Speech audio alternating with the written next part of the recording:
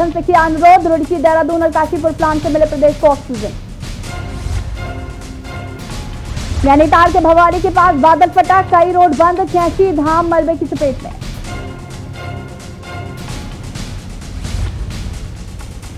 मुख्यमंत्री तीरथ सिंह रावत का बड़ा निर्देश, 10 लाख एपीएल कार्ड धारकों को 3 महीने तक मिलेगा 20 किलो राशन। उत्तराखंड में कोरोना का कहर जारी, 24 घंटे में 7,749 नए संक्रमित मिले, 109 की बात, 7,000 से ज्यादा हुए ठीक। और उत्तराखंड में ब्लैक फंगस बन रहा मुसीबत, कोविड को मात देने वालों की आंखों की रोशनी छीन रहा ये नया दुश्मन।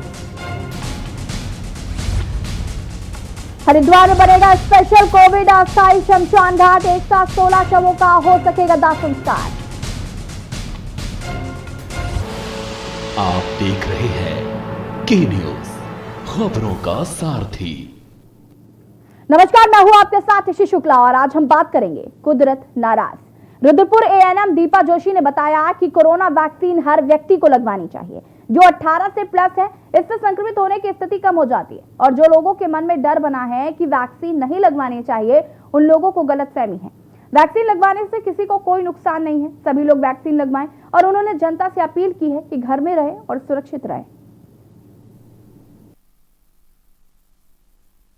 आज हम मौजूद हैं रुद्रपुर के मेडिकल कॉलेज में। हमारे साथ मौजूद हैं यहाँ पे वरिष्ठ एएनएम दीपा जोशी जी। इनसे जानना चाहेंगे, जिस तरीके से लगातार ये कोरोना काल में तो जनता की सेवा कर रही हैं, उसके अलावा भी ये कोरोना काल के अलावा भी लगातार लोगों की सेवा करती रहती हैं। कई एनजीओ हैं जिनमें ये लगातार जाके सेवा करती हैं, स्वच्छता अभियान का हो या जनता से जुड़ा कोई भी मुद्दा हो। तो इनसे जानना चाहेंगे, जिस तरीके से लोगों के अंदर भय की स्थिति पैदा है कुछ लोगों के अंदर कि कोरोना वैक्सीन लगाने से कुछ दिक्कतें आ रही हैं, तो इनसे जानना चाहेंगे किस तरीके से जो लोगों में वैक्सीन की दिक्कत आ रही है या नहीं आ रही है।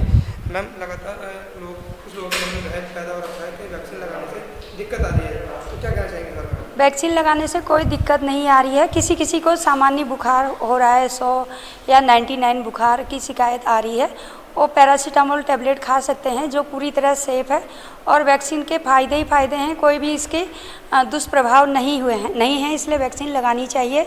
कोविड-19 संक्रमण से खुद का बचाव करना चाहिए, अपने परिवार का बचाव करना चाहिए, वैक्सीनेशन कराना आवश्यक है। 10 तारीख से 18 प्लस को भी वैक्सीन लग रही है सत्संग में, गुरुद्वारे के अंदर, और जो 45 प्लस है उनको डिस्ट्रिक्ट हॉस्पिटल के अंदर भी लग रही है। लेकिन कुछ लोगों को साइड में दिक्कत आ रही है, कुछ लोगों की ये समस्या है कि हम लोग रजिस्ट्रेशन कर रहे हैं लेकिन रजिस्ट्रेशन नहीं हो पा रहा है, तो किस तरीके की दिक्कत आ रही है? रजिस्ट्रेशन की दिक्कत तो नहीं आ रही होगी, क्योंकि 6000 लोगों को वैक्सीनेट किया जा चुका है 18 प्लस 44 को, और आज भी हमारा 1740 लोगों को वैक्सीनेट करने का लक्ष्य है। तो वो राधा स्वामी सत्संग ब्यास में और लोकास टीबी सेंटर सिडकुल में वैक्सीनेशन सेंटर बनाए हैं, वहाँ पे वैक्सीनेशन हो रहा है, कोई परेशानी नहीं हो रही है। जैसे वैक्सीन की आपूर्ति होगी तो यहाँ निरंकारी सत्संग भवन में भी वैक्सीनेशन किया जाएगा, उसकी साइट खुल जाएगी। ये हमारे साथ मौजूद थी यहाँ की जो एएनएम हैं दीपा जोशी जी। इनका भी साफ तौर पे कहना है कि वैक्सीन ज़रूर लगाएं। वैक्सीन लगाने से जो लोगों के अंदर कोरोना का डर है, कोरोना का जो खतरा है वो कम हो जाता है, और साथ ही साथ जितने भी लोग हैं सबको वैक्सीन लगाई जाएगी। अपने सहयोगी शाहनूर के साथ मैं शाहिद खान, के न्यूज़ रुद्रपुर। एक तरफ जहां पहाड़ों पर कोरोना संक्रमण का खतरा तेजी से बढ़ता जा रहा है, स्थिति बहुत भयावह होती जा रही है, मरीज लगातार बढ़ रहे हैं, वहीं दूसरी तरफ अगर हम बात करें तो नैनीताल में भी देर शाम हुई तेज बारिश के बाद हल्द्वानी अल्मोड़ा हाईवे में कैची धाम के पास सड़क पे मलबा आने से हाईवे बंद हो गया। भारी मलबे और बोर्डर सड़क पर आने से दोनों ओर वाहनों की लंबी कतार लग गई। सूचना मिलते ही जिला प्रशासन की टीम मौके के लिए रवाना हो गई। लोगों ने बताया कि देर शाम तेज बारिश के बाद क्षेत्र में खेती बाड़ी को अधिक नुकसान हुआ, हालांकि किसी प्रकार की कोई जनहानि नहीं हुई है। कुछ लोगों ने बताया कि क्षेत्र में तेज बारिश के बाद अचानक पानी के साथ मलबा सड़क में आ गया, जिसके कारण अल्मोड़ा हल्द्वानी हाईवे कैची सहित कई जगहों में बंद है। ये तस्वीरें हम आपको दिखा रहे हैं। यहाँ पर आप देख सकते हैं कि तेज बारिश के साथ ही मलबा जब आया लोगों के घरों में पानी घुसा, हालांकि किसी तरीके की कोई जनहानि नहीं हुई। इसीलिए हम बात कर रहे हैं कि कुदरत नाराज है।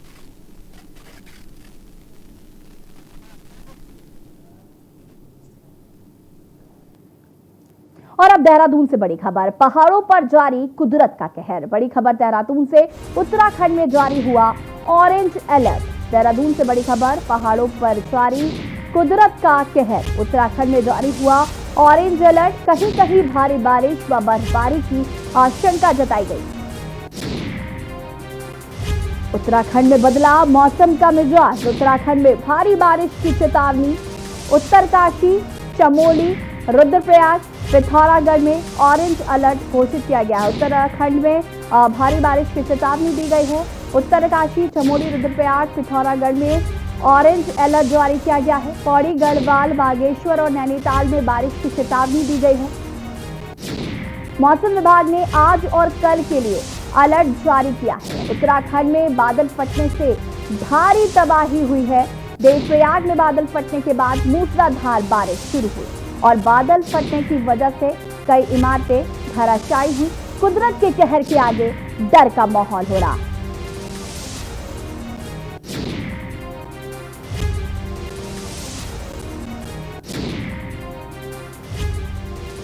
और इसी खबर पर हमारे साथ बातचीत करने के लिए देहरादून से नवाब अली जुड़े हुए हैं और चमोली से हमारे साथ अरुण रावत जुड़े हुए हैं।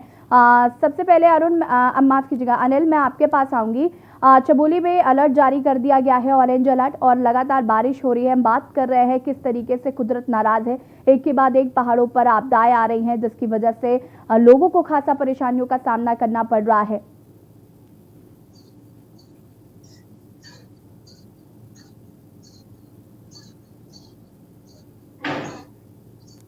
अनिल, आपको आवाज आ रही है हमारी? लगता है अनिल तक आवाज नहीं पहुंच पा रही है। हमारे साथ नवाब अली भी जुड़े हुए हैं। नवाब, जिस तरीके से उत्तराखंड में ऑरेंज अलर्ट जारी कर दिया गया है, कुछ जिलों में भारी बारिश होगी और दूसरी तरफ कोरोना का कहर भी लगातार बढ़ता जा रहा है, कुदरत कहीं ना कहीं नाराज नजर आ रही है, क्या कुछ जानकारी है? देखिए, इस वक्त अगर उत्तराखंड की बात करें तो कोरोना महामारी ने पूरी तरह से जो है उत्तराखंड की कमर तोड़ी हुई है। बात की जाए मेडिकल सुविधाओं की तो मेडिकल सुविधाएं भी नहीं मिल पा रही है। ऊपर से कुदरत का कहर। देवप्रयाग में कल बादल फटा और उसके बाद अगर बात किए तो नीम करौली जो कैची धाम है नैनीताल में, वहां पर भी जो बादल फटने की खबरें आई हैं और भारी तबाही जो है इन सब घटनाओं से उत्तराखंड में हुई है। अगर देवप्रयाग में बात करें तो वहाँ पर ITI जो है वो जब उस पर बादल फटा तो पूरी तरह से बह गया। देखिए, अगर जिस तरह से ये घटनाएं सामने आ रही है, ये तो दैवीय आपदा है और कुदरत की आपदा है, और जिस तरह से ये आपदा आती है तो इस पर किसी का बस भी नहीं होता है। लेकिन जो है कहीं ना कहीं ये सवाल जरूर खड़े होते हैं कि जो नदियां हैं जिन पर हमने अतिक्रमण किया हुआ है, इन नदियों पर, तो उस पर अगर हम अतिक्रमण करते हैं तो कभी ना कभी और किसी भी वक्त जो है जो नदियां हैं उनमें भारी मात्रा में पानी आ सकता है और वो कभी भी जो है आपको बहा कर ले जा सकते हैं। तो जरूरत है कि जो कुदरत है उसके साथ खिलवाड़ ना किया जाए। और अगर बात की जाए अभी तक कोई ऐसी खबरें ऐसी नहीं आ रही है कि जिससे जो है वो जन हानि हुई है। लेकिन अभी जो भारी नुकसान जो है लोगों को इसमें देखने को मिला है, तो लोग घर टूटे हैं, घर बह गए हैं। ITI की जो बिल्डिंग है वो टूटी है। कैची धाम में भारी संख्या में जो है सैलाब आया है। तो ये इस तरह की अगर खबरें अगर आ रही है तो ये बड़ी दुखदायी खबर है, क्योंकि उत्तराखंड हमेशा से ही इन आपदाओं को झेलता आया है। 2013 में हमने केदारनाथ आपदा देखी है, फिर आपदाएं देखी है। उत्तराखंड का कहीं ना कहीं इन चीजों से एक बड़ा ताल्लुक रहा है। हालांकि उत्तराखंड जितना खूबसूरत है, कहा जाता है कि उत्तराखंड की वादियां हैं, यहाँ पर घूमना ही है, यहाँ पर रही है, तो उतना ही जो है अगर देखा जाए तो बहुत सारे यहाँ पर परेशानियां भी है। कुदरत की मार यहाँ पर पड़ती है, ट्रांसपोर्ट की यहाँ पर दिक्कत होती है, मेडिकल सुविधाओं की यहाँ पर प्रॉब्लम होती है। इसमें अगर देखा जाए तो इस वक्त कोरोना से जो है पहाड़ी क्षेत्र जो है वो भी ग्रसित होते जा रहे हैं। वो भी लगातार जो है वहां पर भी मामले जो है लगातार बढ़ रहे हैं। तो इस तरह की अगर आपदाएं सामने आ रही तो ये बड़ा ही दुखदायी है उत्तराखंड के लिए इस वक्त, क्योंकि सभी लोगों का ध्यान इस वक्त कोरोना से लड़ने को लेकर है। और एकदम से इस तरह की अगर घटनाएं होती है तो माइंड डाइवर्ट होता है और जो इन्फोर्समेंट जो है उसमें लगाया हुआ है कोरोना से लड़ने के लिए, वो अब जो है फिर जब बादल फटने की घटनाएं आती है और इस तरह की घटनाएं आती है तो एसडीआरएफ और एनडीआरएफ की टीमें वहां पर लगती है, पुलिस का भी काम वहां पर बढ़ जाता है। तो ये जो दैवीय आपदा है ये बड़ी दुखदाई है उत्तराखंड। बिल्कुल नवाब, कहीं ना कहीं कुदरत नाराज है, ये हम साफ तौर पर देख सकते हैं और इसीलिए बार बार कहा जाता है कि कुदरत के साथ खिलवाड़ नहीं करना चाहिए। जिस तरीके से मौसम विभाग ने भी ऑरेंज अलर्ट जारी कर दिया है, उत्तराखंड में बादल फटने से भारी तबाही हुई है और आपको बता दें कि लोगों के घर बह गए। हालांकि किसी तरीके की कोई जनहानि नहीं हुई है, लेकिन कहीं ना कहीं लोगों को समस्याओं का सामना ज़रूर करना पड़ रहा है। और आपको बता दें कि खेती को काफ़ी नुकसान हुआ है। एक तरफ जहां कोरोना का कहर लगातार बढ़ता जा रहा है, वहीं दूसरी तरफ अगर हम बात करें तो कुदरत का कहर भी लगातार जारी है। अभी कुछ दिन पहले खबर आई जिस तरीके से बादल फटे थे और आज कल जिस तरीके से खबर आई कि बादल फटा है, तो कहीं ना कहीं इस तरीके की जो दैविक आपदाएं हैं वो भी पहाड़ों पर लगातार हो रही हैं और दूसरी तरफ कोरोना भी लगातार अपने पैर पसार रहा है। उत्तरकाशी से हमारे संवाददाता अनिल रावत हमारे साथ जुड़े हुए हैं। अनिल, आपसे जानना चाहेंगे, ऑरेंज अलर्ट जारी कर दिया गया है, क्या कुछ तैयारियां की गई हैं प्रशासन द्वारा, किस तरीके से लोगों को सुरक्षित रखा जाए, इसको लेकर क्या कुछ ख्याल रखा जा रहा है? जी, ऐसे मैं बता दूं कि उत्तरकाशी जिले में लगातार जो है मौसम अपना रूप जो है बदलता जा रहा है। बहुत ज्यादा लगातार मूसलाधार बारिश भी हो रही है। जिला प्रशासन ने जो है भले पूरी तैयारी की हुई है, वो एसडीआरएफ की टीम हो, पुलिस प्रशासन हो, चाहे ये राजस्व प्रशासन की बात हो, ये लगातार एक्टिव मूड में है। बराबर जो है जिलाधिकारी मॉनिटरिंग कर रहे हैं कि किसी तरह का जिले में किसी तरह का कोई नुकसान न हो। जी, अभी तक जिस तरीके से तेज बारिश हो रही है अनिल, तो अभी क्या कुछ माहौल जो है वो देखने को मिल रहा है? क्योंकि कई घर तबाह हो गए हैं, लोगों की खेती जो है वो उस पर काफी नुकसान हुआ है, इसको लेकर क्या कुछ जानकारी है अब तक? कि उत्तरकाशी में कई दिनों से जो है लगातार दोपहर 2 बजे के बाद लगातार बारिश हो रही है। यहाँ जो सबसे ज्यादा जो माना जाता है सेब के लिए खासकर उत्तरकाशी जिला माना जाता है, जिसमें हरसिल हो गया, नौगांव ब्लॉक हो गया, मोरी क्षेत्र हो गया, सांगरी क्षेत्र हो गया। सबसे ज्यादा जो है यहाँ से देश विदेशों के लिए जो यहाँ से सेब जाता है। और नाशपाती की बात करें, आड़ू की बात करें, सेब की बात करें, अखरोट की बात करें, तमाम जो है यहाँ के फसलें जो है मतलब कहीं ना कहीं जो है काश्तकारों को जो है ये लगातार बारिश होने से, ओला होने से जो है काफी नुकसानों का सामना करना पड़ रहा और जो है किसानों को जो चेहरे हैं वो काफी मायूस है। जी बिल्कुल अनिल, उत्तराखंड बहुत खूबसूरत है और मैं आपके पीछे देख पा रही हूँ काफी खूबसूरत नज़ारा देखने को मिल रहा है, लेकिन जब आप कुदरत को नाराज करते हैं तो भारी तबाही देखने को मिलती है। और जिस तरीके से आए दिन आजकल पहाड़ों पर जो खबरें सामने आ रही हैं, कहीं पर बादल फट रहे हैं तो कहीं पर ग्लेशियर जो है वो फट रहा है, तो इसकी वजह से भी काफी समस्याएं जो है वो आम जनता को उठानी पड़ रही है। इसीलिए बार बार कहा जाता है कि कुदरत के साथ खिलवाड़ नहीं करना चाहिए। नवाब अली हमारे साथ जुड़े हुए। नवाब, अब कोरोना की अगर हम बात करें तो कोरोना का कहर लगातार जारी है उत्तराखंड में। कोरोना की स्थिति पर नियंत्रण नहीं पाया गया है। मुख्यमंत्री तीरथ सिंह रावत लगातार जनता को आश्वस्त जरूर कर रहे हैं कि हमारे पास बेड की कोई कमी नहीं है, हमारे पास ऑक्सीजन की कोई कमी नहीं है। जमीनी हकीकत क्या है? देखिए, जिस तरह से अभी पीछे मामले बढ़े, लगातार 8,000 9,000 तक जो है पूरे मामले पहुंच गए थे और डेथ रेट भी जो है बढ़ा है उत्तराखंड में कोरोना संक्रमण से। तो अब डेथ रेट तो बढ़ रहा है, लेकिन जो कोरोना संक्रमण जो है उसके जो केसेस है अब जो है 6,000 से नीचे ही केसेस आ रहे हैं। तो माना जा रहा है कि जो उत्तराखंड में लॉकडाउन लगाया गया है और जो कर्फ्यू लगाया है उसके असर देखने को मिल रहा है। और रही बात ऑक्सीजन की, तो ऑक्सीजन के लिए लगातार केंद्र सरकार भी ऑक्सीजन सिलेंडर भेज रही है और कई लोग जो है खुद से भी मदद कर रहे हैं। बेड्स की बात करें तो बेड्स की जो किल्लत पहले हो रही थी अभी कुछ टाइम पहले, वो अब इतनी नहीं देखने को मिल रही है देहरादून की बात करें तो।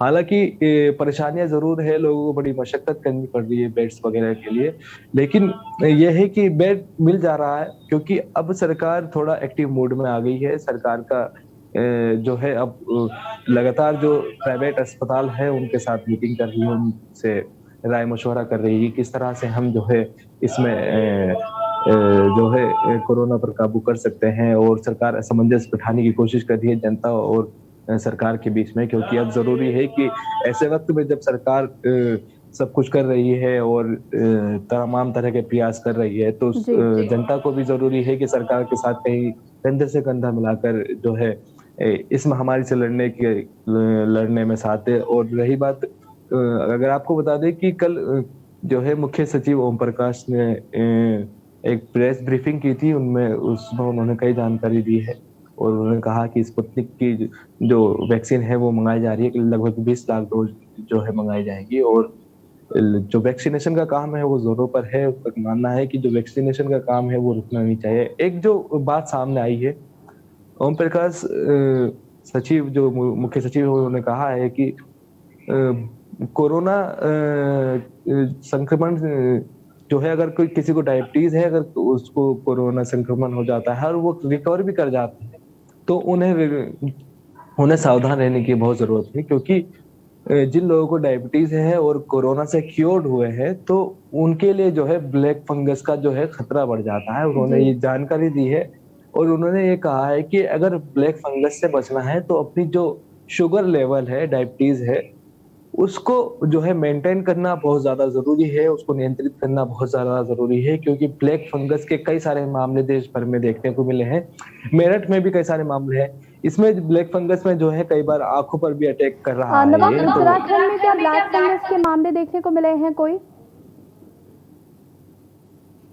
देखने को नहीं मिला है, लेकिन फिर भी सरकार चाहती है कि जो गाइडलाइंस है लोग उसका पालन करें। अगर सरकार इसमें सचेत करना चाह रही है कि अगर आपको शुगर है और आप जो कोरोना संक्रमण से जंग जीत कर स्वस्थ हुए हैं तो आपको जरूरी है कि आप अपनी शुगर को मेंटेन करके रखें, उसको नियंत्रित करके रखें। अगर आप ये ऐसा नहीं करते हैं तो आपको जो है दिक्कत हो सकती है ब्लैक फंगस की, और ये बहुत जानलेवा बीमारी है ब्लैक फंगस, जो अभी तक विशेषज्ञों का कहना है। तो उन्होंने साफ तौर पे कहा है कि आप अपना शुगर नियंत्रित करेंगे तो शायद जो है ब्लैक फंगस की दिक्कत ना हो। जी, क्या सिम्टम्स को लेकर कुछ जानकारी दी है? क्या सिम्टम्स को लेकर उनका क्या कुछ कहना है? क्या सिम्टम्स नजर आते हैं जब ब्लैक फंगस होता है? तो जो है स्किन पर अटैक करता है जी उसकी, और दूसरा जो आंखों पर बहुत ज्यादा असर करता है। कई बार ये आंखों पर जो फंगस जब असर दिखाता है तो आंखें खराब हो जाती है, आंखें चली जाती है, तो इस तरह की कई सारी दिक्कतें होती हैं। तो उसमें जो है ख्याल रखने की जरूरत है और सरकार भी जो है इस पे पूरी तरह से नजर बनाए हुए है उत्तराखंड सरकार, क्योंकि जो डॉक्टर्स हैं उनको एडवाइजरी जारी कर दी गई है कि अगर इस तरह के केसेस है तो उनको सीरियसली जो है ऑब्जर्व किया जाए और बताया जाए कि किस तरह की दिक्कत है, क्योंकि उत्तराखंड में भी कोई ऐसा मामला देखने को नहीं मिला है। तो अभी कुछ भी कहना पॉसिबल नहीं है, क्या सिम्टम्स हो सकते हैं, किस तरह की चीजें हो सकती हैं। लेकिन क्या है कि इसमें हम प्रिवेंशन कर सकते हैं। प्रिवेंशन हम इस तरह से कर सकते हैं, अगर हम कोरोना संक्रमण से ग्रसित थे और हम स्वस्थ हो गए हैं और हमारी डायबिटीज लेवल, हमें डायबिटीज की भी दिक्कत है, तो डायबिटीज के लोगों को जरूरी है कि जो डायबिटीज की दवाइयां हैं उनको समय पे लेते रहे, और जो परहेज होता है कि हमें डायबिटीज में इस तरह की चीजें नहीं खानी है, तो उसको अगर हम परहेज करेंगे और सारी चीजें मानेंगे डॉक्टर्स की, तो उससे क्या है कि हमारा शुगर लेवल नियंत्रित रहेगा और इससे जो है ब्लैक फंगस का खतरा टल सकता है। और माना भी ये जा रहा है कि डायबिटीज के जो रोगी हैं उनको दिक्कत हो सकती है अगर उनके शुगर लेवल बढ़ता है तो। चाहूंगी उत्तरकाशी की अगर बात करें तो वहां पर किस तरीके से कोरोना का असर जो है वो देखने को मिल रहा है? क्या उत्तरकाशी में कोरोना पर थोड़ा बहुत नियंत्रण पाया जा सका है? और व्यवस्थाओं की अगर बात करें तो व्यवस्थाएं किस तरीके से? इसके आंकड़े बढ़े हैं, उत्तरकाशी में भी आंकड़े बढ़े हैं। प्रशासन इस पे नियंत्रण पाने के लिए कोशिश कर रहा है। जैसे कि आपको पता है कि 18 से जो ऊपर के और 45 के बीच के जो लोग हैं उनको टीकाकरण की यहाँ पर प्रक्रिया चमोली में शुरू की गई है। 3 बजे के बाद आज जो है वो ऑनलाइन यहाँ पे रजिस्ट्रेशन उनके शुरू होंगे। प्रशासन लगातार इसके लिए मुस्तैदी से कार्य कर रहा है और जहाँ जहाँ भी कोविड सेंटर है वहाँ पे प्रशासन ने व्यवस्था की गई है।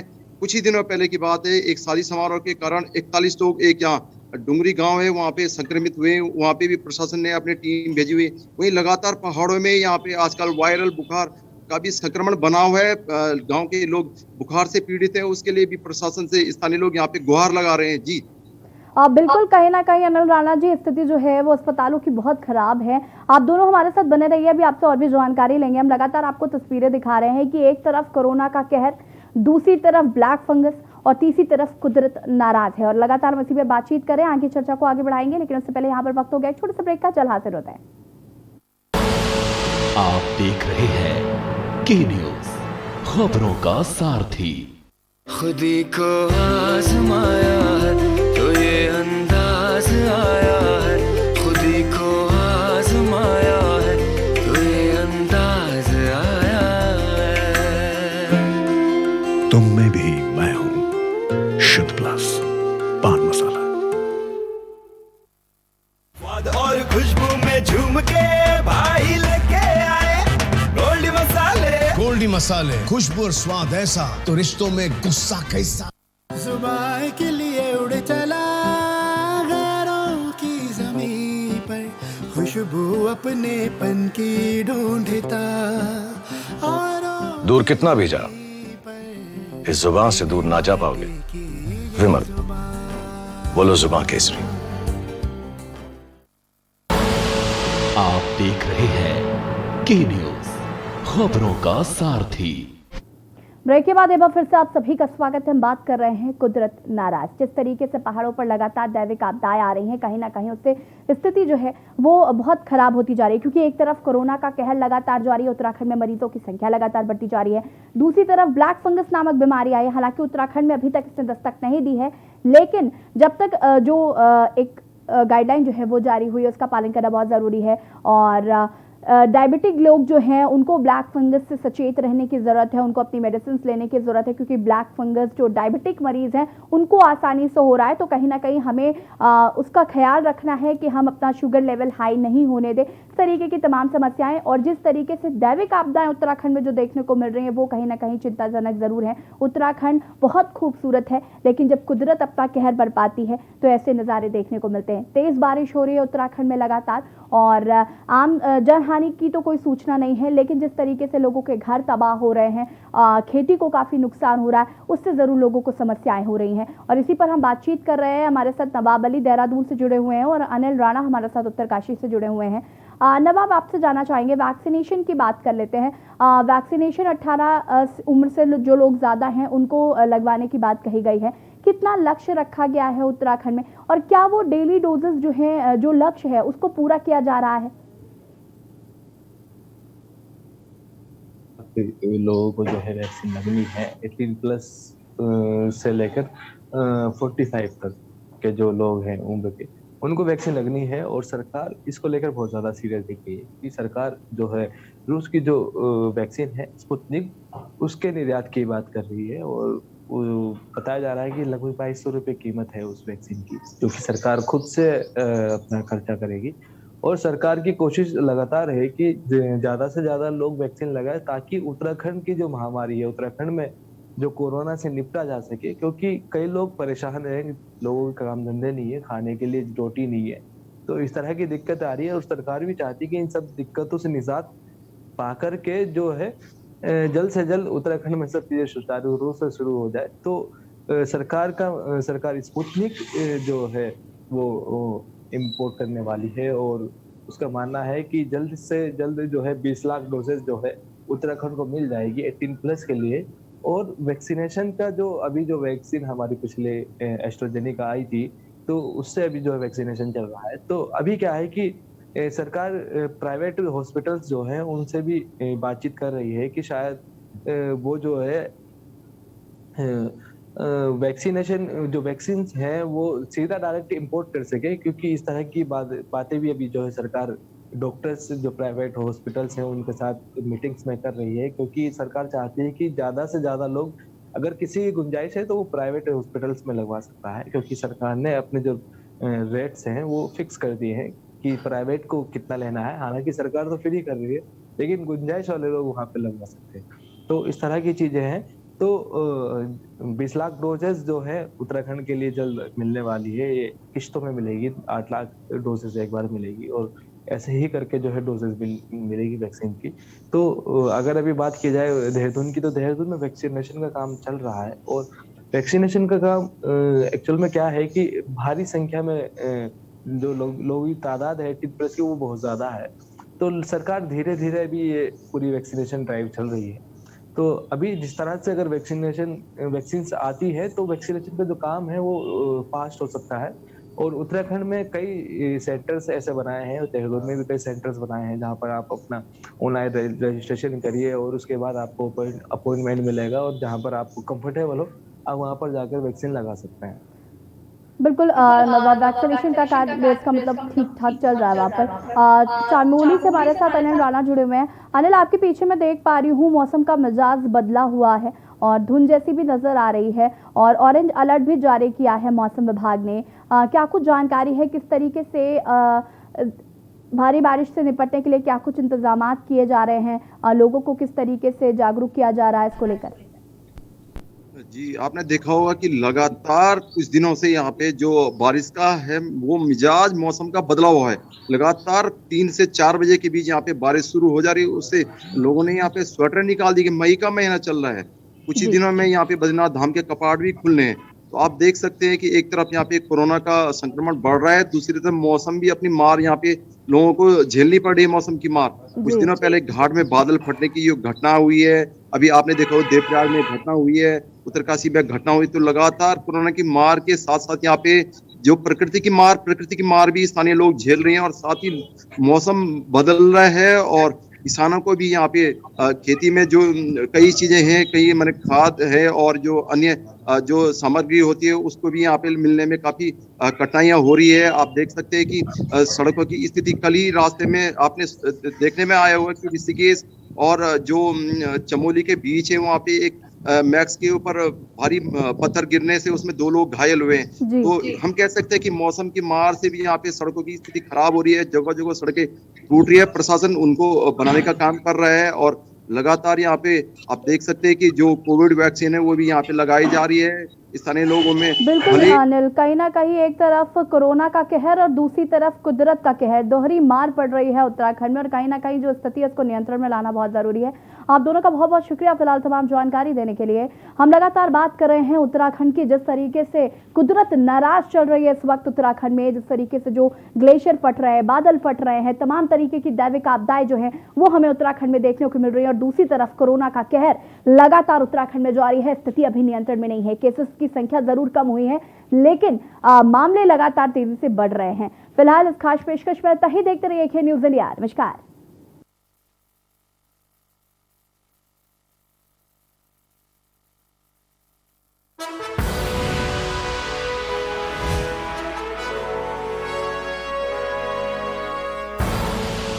आप देख रहे हैं के न्यूज़, खबरों का सार।